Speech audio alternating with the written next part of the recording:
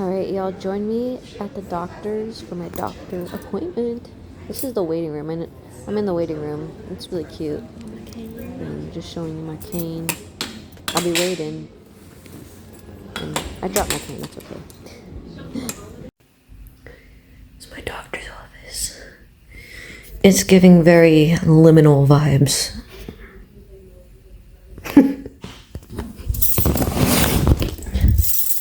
Then we have my purse, my cane, me. We'll put this here so it can focus on me while he talks. Ooh, my hair is just a mess. Am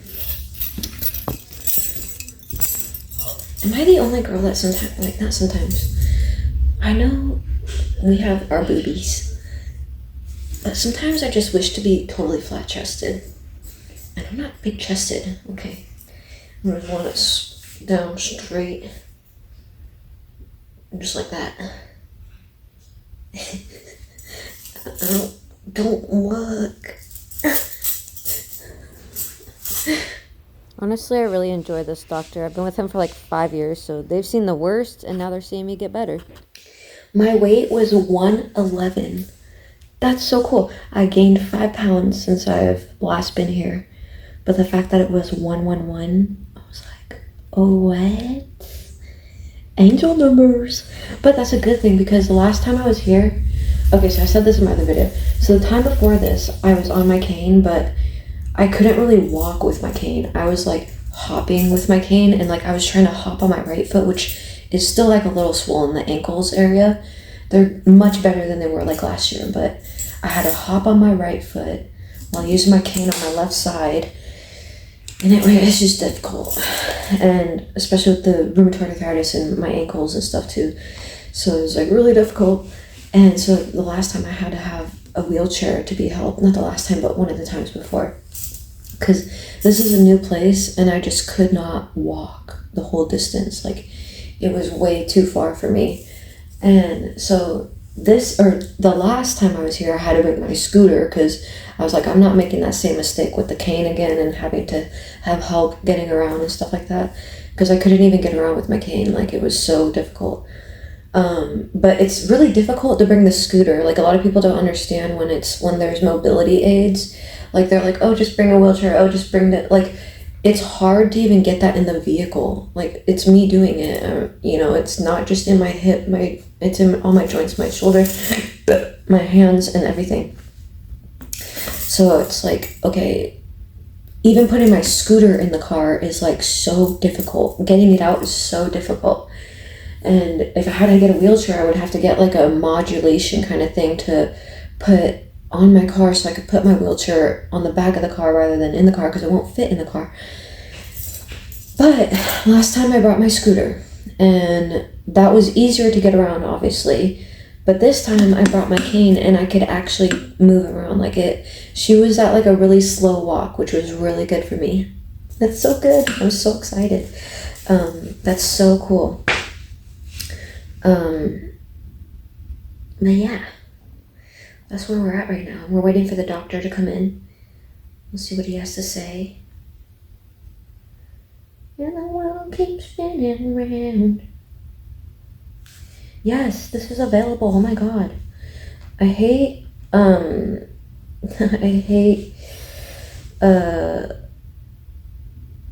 Facebook Marketplace. How many people just message you, is this available? Is this available? And then they never respond. Like, does it even matter if it is? Because are you really even going to respond? And it's hella foggy out today. This week is just going to be a good week.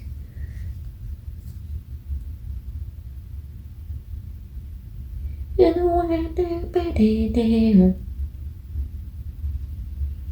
for the doctor. She said he should be in soon. I actually was early to my appointment too. Real adulting shit right there. Hells yeah.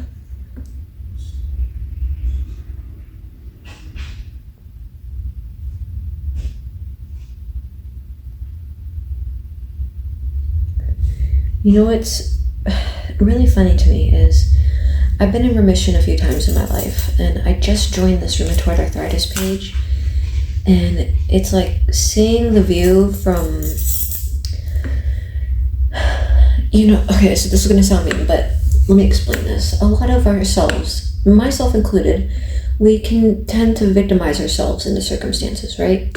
And when you're sick, a lot of us will, especially me, not when you, but if you are sick, you will find that times you will victimize yourself into that place of being even more sick.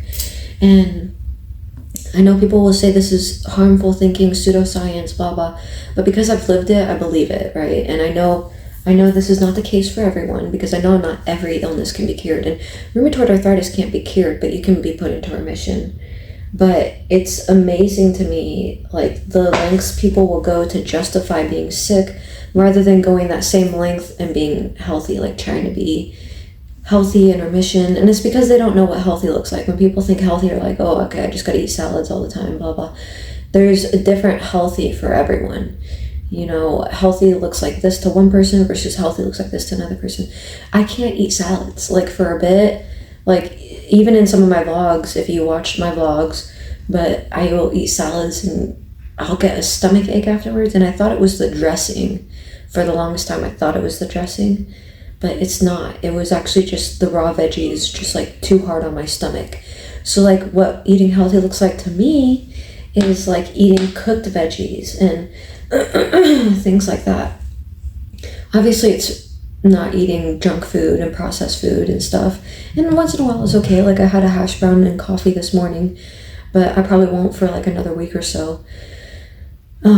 This Thursday is Thanksgiving, so I might on Friday. I don't know if they'll be open on Thanksgiving, but I might on Friday as a treat. But nonetheless, moderation is definitely key with all these things that are not good for you, because your body doesn't know how to deal with it. And especially nowadays, we are the first few generations where it's a science experiment, a giant social science experiment. A, how does fast food affect humans as a collective, B, how does it affect their health? We are the first generations to be ingesting high fructose corn syrup, there was corn syrup before, but fructose corn syrup and shit like that, because they were oh no, high fructose corn syrup in our items, and then it's just fructose corn syrup. It's the same thing essentially, but we're the first ones to be eating all these byproducts and everything like that, and not in a good way, the processedness, and our body can't break it down, and our body gets stressed out trying to break that shit down, and then it fucks with our hormones, fucks with our gut, fucks with our brain. And a lot of us don't realize that, because in our mind we're well, I need to do this quickly, so I need to go get food quickly, I need to do this and that.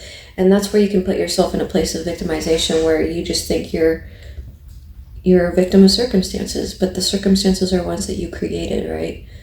And I know this can be harsh to people who are sick, and not everything is curable, right? Not everything can be bounced back from. There are things in this world that it's not like that, right? So you can take it as a grain of salt, but for my illness, being as severe as it is, and as long as I've had it, I know that food was the causation, And I know some people say causation isn't correlation, but it is. In a lot of cases, it is. And people just want to say that just so they don't have to own up to the fact that it could be their own diet messing with them, and that they have to eat healthier, that they have to get rid of coffee, that they have to do this. And you don't have to get rid of coffee. You don't have to get rid of anything.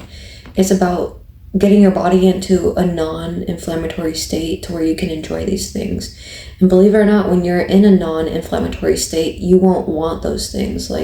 The more inflammation that calms down in my body, the less I want junk food, the less I want coffee, because the cortisol isn't up there, the adrenaline and everything isn't up there, and then the dopamine spikes aren't needed as strongly.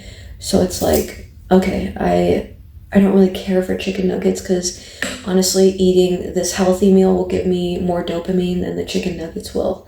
You start seeing it in that way. And then you start realizing how these fried foods were impacting your body, or these quick foods, these processed foods, etc., or these mindsets, these lifestyle habits, whatever you're doing that's impacting your body negatively. So, I feel like I'm walking proof of it. No pun intended. Gimping proof of it. Because my joints, I was bedridden. Like, the fact that I'm up walking with my cane, and it's not perfect walking. I'm not walking like a healthy person yet, but I'm getting there. Like, I've made huge progress in the last, 6 months. So, considering they want me to get a double hip replacement, I think the progress that I'm doing is amazing. And I think within the next month, I'm going to be making even more progress because of my diet and stuff like that. And I'll go into depth about, my diet, my protocol, how I healed, because I really want to help people with that and help people get into remission. And I think this could help people with, many people with autoimmune illnesses, not just rheumatoid arthritis. So that'll be for another video. But for now, I'm just yapping about things that I think are the kind of root to all of this. And go from there. And it seems to be working, so that's the even better thing. And it feels nice to be able to walk into here without crazy pain. And before, it's hard to describe. Before, I was hopping. Instead of taking a step, it'd be like a hop. So it gets so tiring. I love that my weight was 111. That's so cool. I feel like that's just a sign of good things happening, coming. Good things are coming. Can you see my zit? Look at, I don't really get acne or zits. I never have been that kind to have that. But I have a zit coming in right here. I can feel it.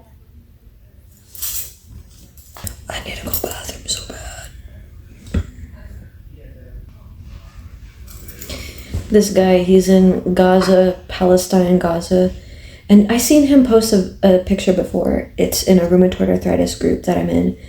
And it looked like a campsite. And I was like, oh my God, please don't tell me this guy is in Palestine, Turns out he is. And so he made a post in this rheumatoid arthritis group how he's from Palestine. He's had rheumatoid arthritis for this long and he's been disease-free since, whatever. Which is amazing. And there's people in the comments who are one lady's like, aren't you lucky? You should be very thankful.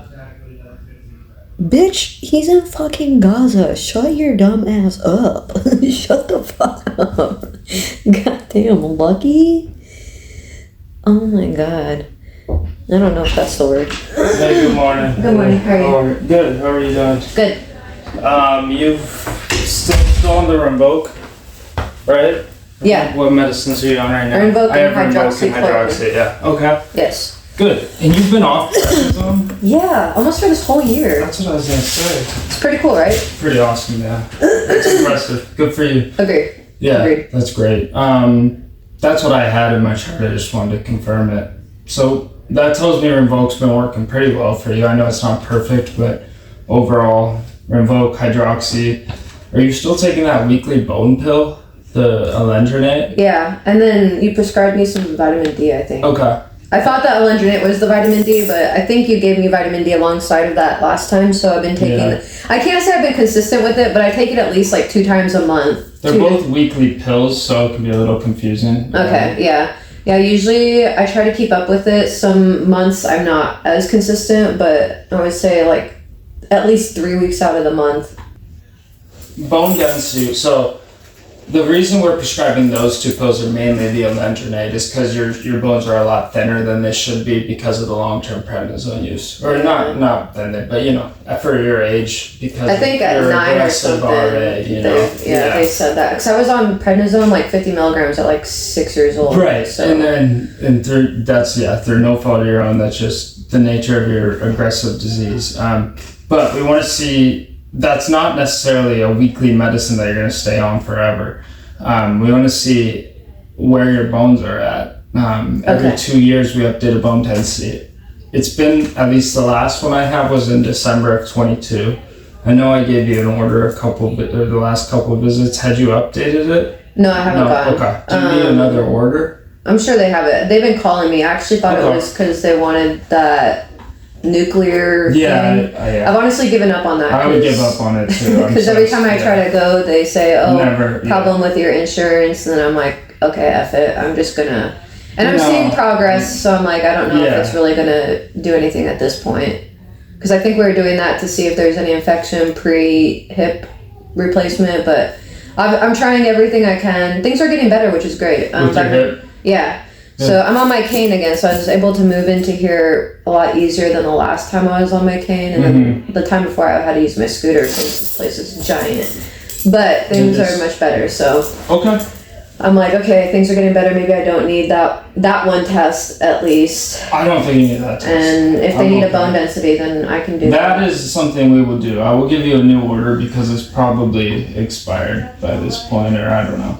Okay. But I'll give you a new order. You'll call Simon Med and try to go back there. Sure. But right now, I wouldn't change anything. I do think at some point you'll need that hip replaced, just for your quality of life. But I agree. If you're able to get around and doing okay now, I'm trying to prolong it. That's all. Sure. I assume if this goes well, like I'm up and hopping around, I think hopefully by 50 years old, maybe I'll have to replace it. Not anytime sooner. I don't know. I will say I have a couple of JIA patients who have like bilateral hip replacements who were, disease was pretty bad, like yourself, who do well with it and they're in their 20s, 30s.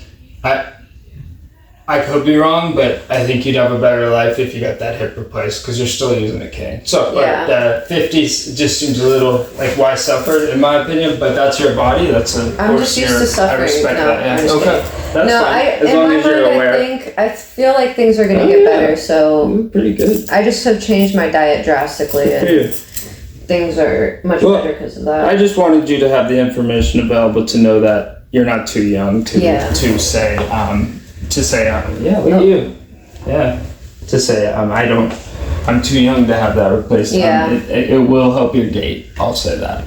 But if you're doing good, you're happy. I know you are used to pain. Your ankles, your hands, they look great. I'm just holding out that things will get better. I'm not trying to get used to this pain, but I've seen my joints. Well, what's the pain lately? Is it the hip still? It's just the hip, and it's more like it's going down and stuff. So the fact that the pain is not as bad, I'm like, okay, maybe I won't have to need the hip replacement right now anyway. Like I said, I don't think it's going to be that way totally in the future because all the damage that's been caused, at least in these last few years, the damage is going to still be there, and I assume even when things are better down the road, it's going to need to be replaced. But I just think, okay, if I can, because I live alone and stuff, I don't know. I know you said people walk out of that surgery, but I'm trying to accommodate the idea of like, okay, recovery time and everything. My dogs, and while I'm trying to figure out work and stuff like that. So that's the only reason why I've been prolonging it, because I'm like, okay, well, I gotta keep a roof over my head or something while I'm doing all this, and adding a giant surgery into that. It is a big deal. I'm just not sure where. Small surgery. Yeah. I just mean that the pain is now secondary osteoarthritis thing. Maybe the hydroxychloroquine. So what is? I remember asking you about doubling the hydroxy. What's wrong with that? Like, what's bad if we double it? You take one a day? Yeah, at the 200 milligrams. So, and I know you mentioned weight, or something like that. Like, I know that's usually a big factor with these. It's the risk for plaquenil eye toxicity. Have you heard of that? No. No? Okay. Hydroxychloroquine needs annual eye exams on it. I've never got eye exam. Yeah, maybe we hadn't talked about it in too much depth because of other things. What if your insurance doesn't cover eye stuff? Am I supposed to be getting an eye exam? Because I don't think my insurance covers eye exams. It should cover it for medical reasons, for ophthalmology. If it's like referred because of something like this. Yeah. So, hydroxychloroquine, very safe medicine overall, but long term there is a remote risk of it building up in the back of the eye and causing kind of like retinal changes or pigment changes. Crazy, wow. Which is crazy, yeah. But it's like the actual medicine builds up in your eyes. Yeah, it's called plaquenil toxicity. It's very, very rare if you dose it at the appropriate weight and you see an eye doctor every year. It doesn't happen until decades after use. So maybe that's why in the past we've kind of deferred that conversation. I'm sure maybe we've touched on it briefly, maybe when we started it. I don't know. But that is like standard of care for that is seeing an eye doctor. And if you're on too much dose for your weight, so the way we mitigate that risk is by prescribing the right dose for your weight, and then we think it's very, very low risk based off the data we have. So you would be on a high dose if you took 2 a day. 1 is an appropriate dose. Okay. So your risk for that would go up. Hydroxychloroquine was initially used as a malarial medicine, or it is used. Wow. It's an anti-malarial drug. People in Africa were taking it a lot more because they noticed it was helping their joints. Now it's approved first line for rheumatoid arthritis and lupus. Okay. But one thing that when they were taking it like Tic Tacs, they noticed was that it caused vision changes, but they were taking a lot more of it. Gotcha. So it's a very safe medicine, but that's the one bugaboo that you would read about. Okay. And so I can put in a referral to an ophthalmologist, but I mean, I don't know. Every time I come in, I'm always asking for more meds. I am improving, so it's like maybe it won't even be needed. But if I could improve within a week faster than what I'm improving now, where it's like every month I improve. But sure. The fact that you like you said, you haven't been asking for prednisone in a long time is pretty awesome. It came in my mind this morning. I'm not gonna lie, but I resist the thought because I know it's not really helping at this point. It kind of seems like it's ran its course with my body. Do you think? So that's the other thing I was wondering, like, do you think we should bounce back to that time now that things are more controlled, or is the best thing just to stay the route that we're going? No, if you flare up bad, hands, feet, ankles, if things flaring up, we can go back to the Actemra, but for now the best route is to not just stay with this. If you wanted to go down the disability path, our documents clearly share that you have like severe erosive disease, like severe rheumatoid arthritis. It's not like you're someone with back pain or migraine, like just asking for like disability, like a handout. So we have the documents that could support your case for disability, but we don't fill out this. So what they may be referencing as far as government assistance is disability. That stuff would come at the direction of a primary care, and then we would send our supporting documents. So we don't does that make sense? We don't make that call or fill it out. Right. But I wouldn't necessarily discourage you from doing it if you wanted to do it, but that's the only thing I could think of. I'm just hesitant because when I do my social media whatnots, I make pretty good money, but when I'm in remission, so then I couldn't be on disability and do that. Sure. So it's like, and do what you need. Yeah. So are there any other resources that help financial stuff like this? They're all related to, so if they're all pharmaceutical companies that help you get on their medicine. So I'm not sure of anything else you could look at. Possibly more like a social worker could maybe help with some of those things. Yeah. But for now, we'll do the labs. We'll do the DEXA order. They'll give you the order. You want blood work today? Is that what you mean? Yeah, okay. Yeah, because see where the inflammation's at. If it's normal, I would say we're kind of in remission. If it's that's exciting to even hear from your mouth. It's good. I'm happy. It's been a long journey. You look a lot better. Yeah. Thank you. It has been a long journey. I know it wasn't that hard to walk in here too, even with my cane. But please don't stop taking the Rinvoq. I won't. The line between remission and terrible for you is thin. Very so dark, I hesitate to use that word, but you're low disease activity. Doing better essentially. But they'll give you the DEXA order. Call Assignment Med and update that within the next time you see us, 3 months. Okay. Okay. All right. Simple enough. Follow me. Okay. Okay. Let me get my stuff. Yeah. Whoa.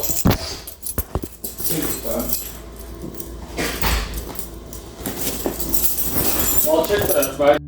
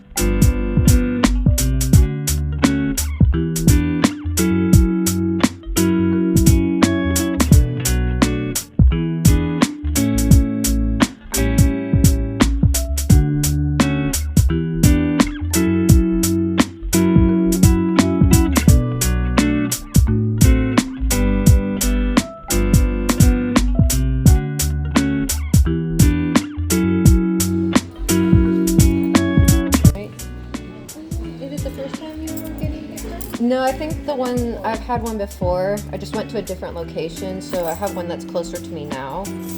So if I can go there. I want to show you guys see that they have in here. They always decorate it for days. We did it! We did it! Oh, this damn purse. How weak my muscles are.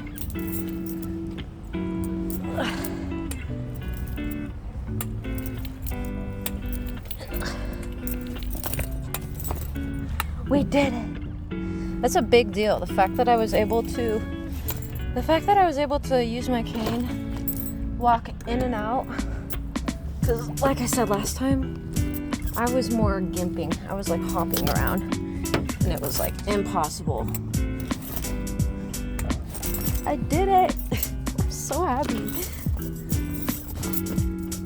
This is a big deal to me. Because I think the next time I see him, no cane, everything's gonna be wonderful. I think the reason why he mentioned my gait, firstly, the hip still has some issues. My phone thing fell off. But he mentioned my gait, and it is my gait that's an issue that you can't even see. But it's also the muscles are so weak because I've been bedridden for so long. So,